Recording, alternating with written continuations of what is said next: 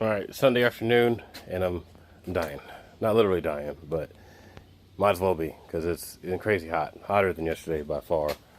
We did make some progress, as much as we can make, given the weather and parts availability, since I do have a couple of key items still in the mail. I ended up ordering a MAF and crank sensor extension harness for those back there, so they could snake around the intake properly and not have to worry about them being tugged on by the engine harness.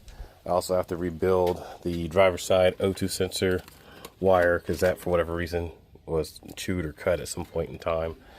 The alternator mount bracket will be here tomorrow. Well, it's a whole little kit, so we'll actually have a belt system completed with all the major items. Alternator, crank, and the water pump, because we have a manual steering rack, and I did that on purpose to kind of simplify the car as much as make it as reliable as possible without a whole bunch of extra pieces. We'll see how well that works out in the future. We bled the brakes. We have functioning brakes, rock solid brake pressure, as we should, with hard lines everywhere.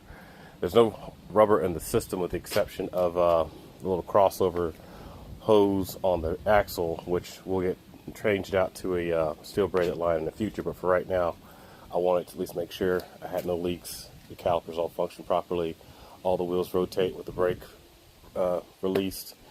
So that's great. So if you needed to, you could stop the car with fairly ease. And I got to make an adjustment for the e-brake cable so it works. That's pretty much it. Gotta put this harness in tomorrow, so I can mount the front mount and the transmission cooler and all that. And so outside of that, that's pretty much it. Oh, and the electrical system, which is simple but tedious, because you got to figure out where everything went, what's missing, what's not missing, and kind of go from there. But I also have to power up the ECU, see what tunes on it, how it's set up transmission wise, and make all the necessary adjustments. Interior's pretty much back to what it was in January before we started this endeavor. Everything's pretty much cleaned out and put where it needs to go. Look up a small handful of items. Intake's gonna go deal with that probably Tuesday, because that'll work tomorrow. So we'll pick up a bunch of parts and throw the drive shaft in before we head to work.